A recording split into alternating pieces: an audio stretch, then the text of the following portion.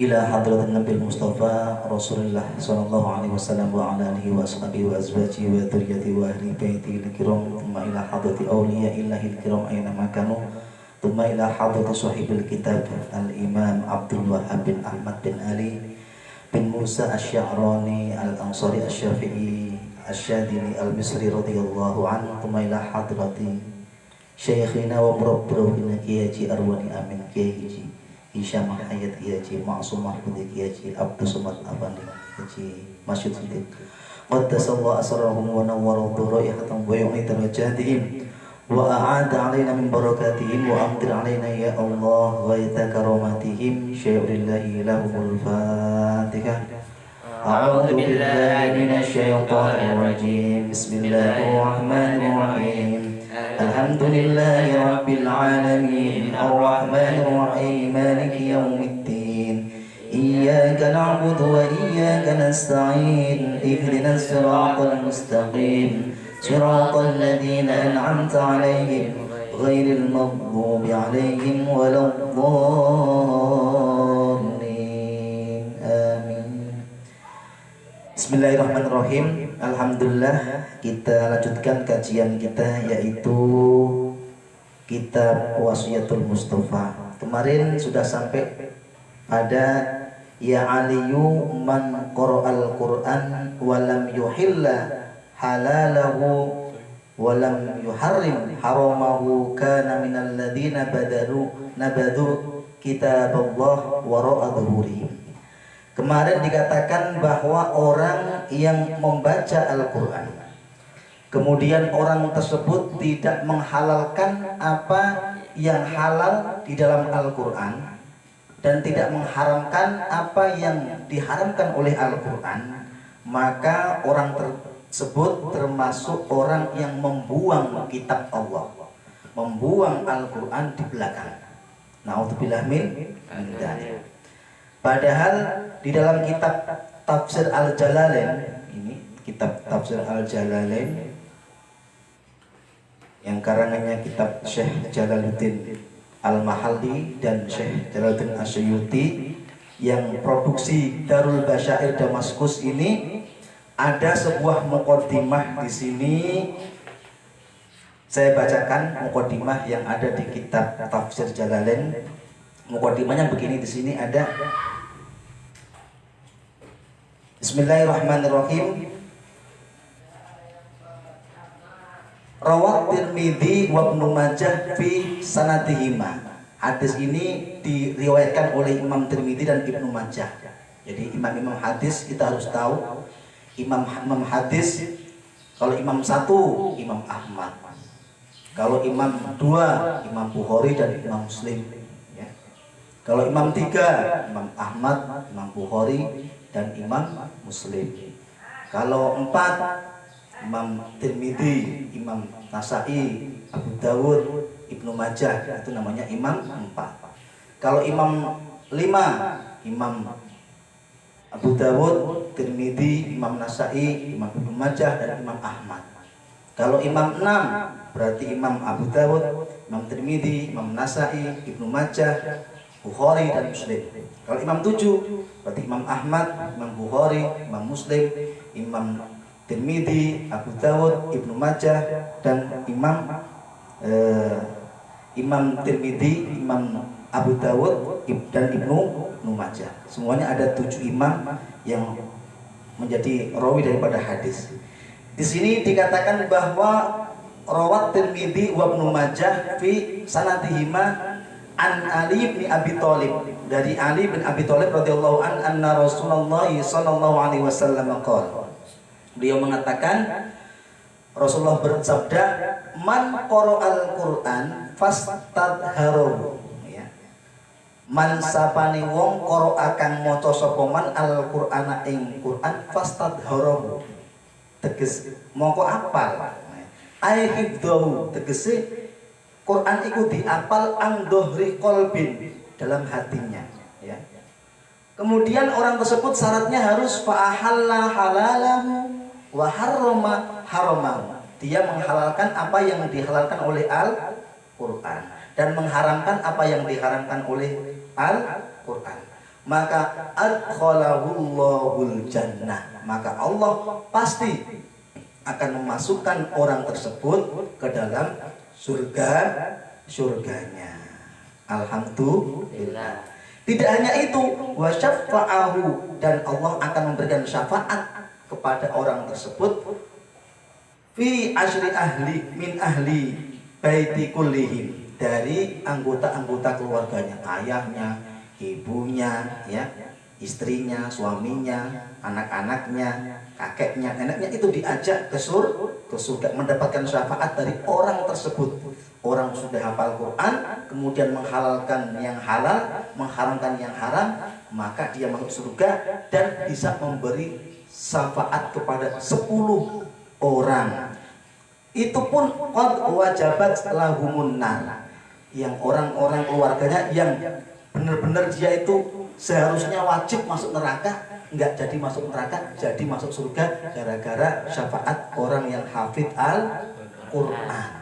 Alhamdulillah. Tapi dengan syarat fa'ahalla halalahu wa harrama haramahu, selalu menghalalkan apa yang dihalalkan oleh Al-Quran dan mengharamkan apa yang diharamkan oleh Al-Quran. Beda dengan yang kemarin ini yang kebalikannya, yaitu orang yang tidak menghalalkan yang dihalalkan Allah dan tidak mengharamkan yang diharamkan Allah, maka dia termasuk orang yang membuang Al-Quran.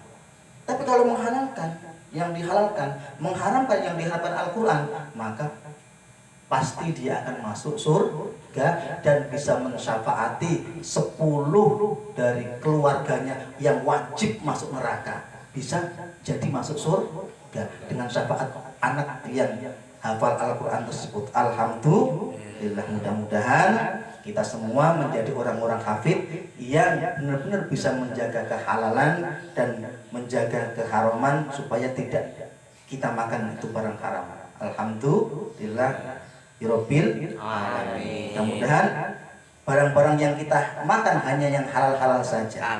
Bismillahirrahmanirrahim. Faslun fil wudu'i was shalah. Faslun ay hada utawi iki ono pasal suwiji nerangake fil wudu'i ing dalem masalahe wudu wa shalat, lan nerangaken ing dalem masalahe salat. Qala ndika, sapa sing ngendika, sapa sing dawuh? An-Nabi Kanjeng Nabi alaihi iku tetep ing ngarep Kanjeng Nabi as-shalatu utawi tambahi rahmat ta'zim wa salamu lan tambahi rahmat salam. Ya Ali he Ali, Kanjeng Nabi bersabda, ya Ali he Ali, istaqsi, ya, istaqsi ngatokno sira, ya, he Ali isbahul wudu'i ing sempurnane wudu, fa innahu mongko sak temene wudu iku syatrul imani, sebagian dari iman. Wudu iku ternyata sebagian dari iman.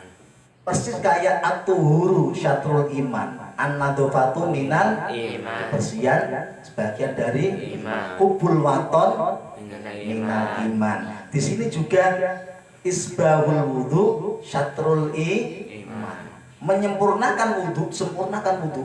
Maksudnya apa? Disempurnakan itu yaitu melaksanakan yang wajib-wajibnya dan sunah-sunah wudu, yang rukun-rukunnya dilaksanakan. Kemudian yang sunah-sunahnya juga dilaksanakan, itu maka sebagian dari iman.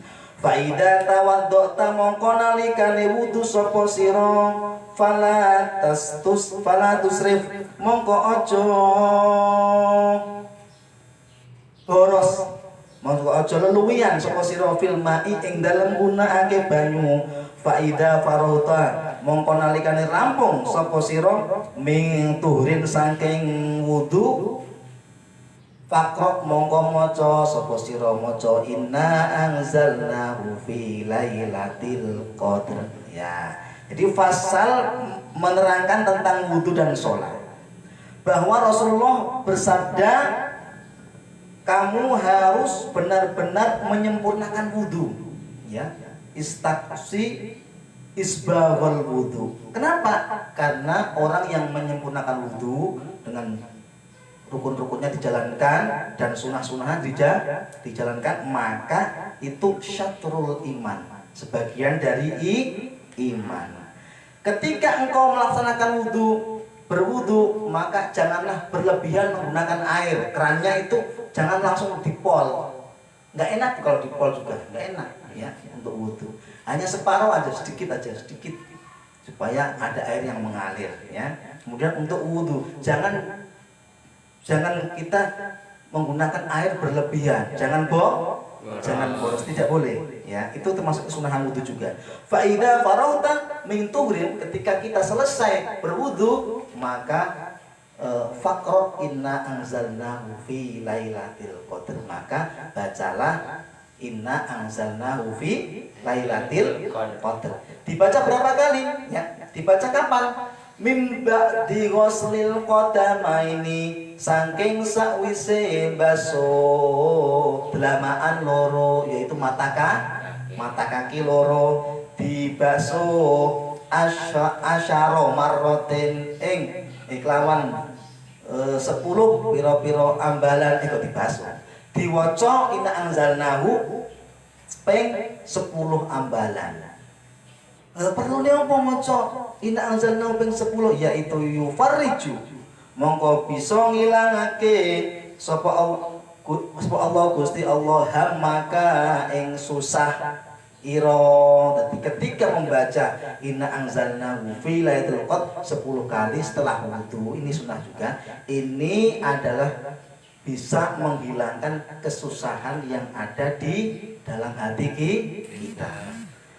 Santri-santri dan semuanya yang dirahmati Allah Subhanahu wa taala, bahwa fardune wudu atau rukun wudu, tahu sendiri kan rukun wudu ada berapa itu? Niat, membasuh muka, membasuh kedua tangan sampai siku, keempat mengusap sebagian kepala, kemudian yang kelima membasuh dua kaki sampai mata kaki, yang keenam tartib. Itu adalah rukun wudu. Di situ ada yang membasuh, beda ya, ghuslul wajhi, membasuh muka, beda dengan yang namanya maskul, beda. Kalau ghuslul itu membasuh itu memerlukan air yang banyak, seperti muka ini airnya harus banyak, tangan airnya harus banyak, kaki airnya harus banyak. Tapi kalau sebagian kepala ya, masku ba'dir sa'rir roksi, yaitu mengusap sebagian rambut kepala, hanya sedikit, pakai air sedikit. Beda antara ghusl dan masah ya. Beda antara membasuh dan mengusap. Di sini juga kita ada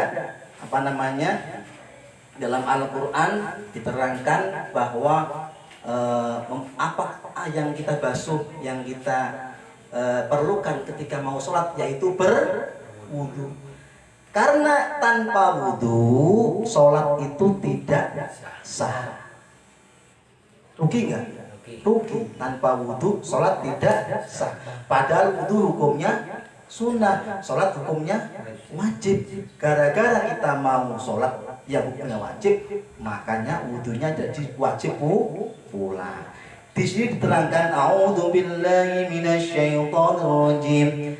Ya ayyuhalladzina amanu idza qumtum ilas salati faghsilu wujuhakum wa aydiyakum ilal marafiqi wamsahu biru'usikum wa arjulakum ilal ka'bain.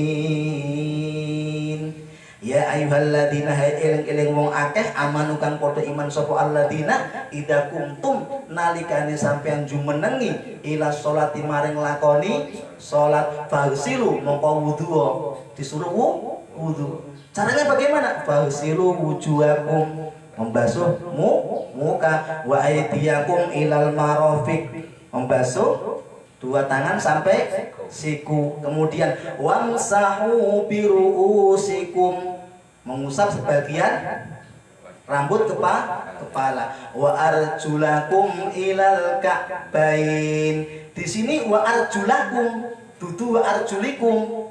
Awas ya. Dalam bahasa nahwunya berarti ini atofnya dengan falsilu wujuhakum wa aydiyakum wa arjulakum. Jadi yang dibasuh ada 3. Muka, tangan, kaki. Kalau kepala ini hanya diusap itu banyak. Diusap, namanya juga diusap. Di situ atofnya dengan fagsilu wujuhakum wa aydiyakum ilal marafiqi wa arjulakum ilal ka'bain. Wamsahunya beda. Tapi kenapa wamsahunya didahulukan? Ya, di situ didahulukan fagsilu wujuhakum wa aydiyakum ilal marafiqi wamsahu bi ru'usikum. Kenapa wamsahunya enggak nanti-nanti? Karena kan hukumnya rukun fardu kan rukun wudu harus tertib, harus urut. Enggak boleh muka, kemudian tangan, kemudian kaki, baru kepala. Enggak boleh, harus tertib. Selain niat yang kuat, niat berwudu harus tertib. Tertib artinya apa? Urut. Jadi urut kepala, muka dulu, tangan kanan didahulukan. Itu sunnah. Kalau kalian kaki, tangan kiri dulu boleh, tapi nggak dapat kesunahan. Rugi nggak? Kalau melaksanakan kesunahan berarti sampaian kamu semua sudah melaksanakan kesempurnaan wudu. Kalau sudah melaksanakan kesempurnaan wudu berarti kamu itu mempunyai keimanan yang kuat. Sebab apa? Isbahul wudu syatrul iman. Menyempurnakan wudu itu bagian daripada iman. Kita juga belajar di sini kan, kemarin ada itu. Idza qumtum ila sholati fagsilu wujuhakum wa aydiyakum. Ketika kalian sholat, maka basuhlah muka kalian dan tangan kalian sampai siku. Terus kemudian apa? Wamsahu bi ru'usikum wa arjulakum ilal ka'bain. Iya enggak? Jadi wamsahu dan usaplah biru'usikum, yaitu kepalamu atau rambut, sebagian rambut dari kepala, min sya'rir roksi, yaitu dari rambut dari kepala. Wa arjulakum ay wamsah ay fagsilu arjulakum. Tegese yaitu basuhlah kakimu ilal ka'bain sampai kedua mata kaki. Ya, kalau sudah begitu kemudian selesai, maka di sini disunahkan untuk faqra inna anzalnahu fi lailatul qadr wa ma adraka ma lailatul qadri khairum min alfi syahr tanazzalul malaikatu warruhu fiha biidzni rabbihim min kulli amr salamun hiya hatta matla'il fajr. Dibaca 10 kali. Kalau pengen dihilangkan dari kesusahan, misalkan kebanyakan sekali aja, nggak apa-apa, alhamdulillah, daripada tidak sama sekali. Ya, itu adalah ajaran yang diajarkan oleh Rasulullah kepada Sayyidina Ali bin Abi Thalib karramallahu wajhah. Mudah-mudahan kajian ini membawa manfaat bagi kita semua, kita mendapatkan ilmu yang manfaat. Amin ya robbal alamin. Ya aliyu idza faragta minat thahara fahud ma'an wamsah biyadaika raqabataka. Wallahu a'lamu bissawab. Kita akhiri dengan doa kafaratul majelis. Subhanaka Allahumma wa bihamdika asyhadu an la ilaha illa anta astaghfiruka wa atubu ilaik. Wabillahi taufiq wal hidayah wal afu minkum. Assalamualaikum warahmatullahi wabarakatuh. Waalaikumsalam warahmatullahi wabarakatuh.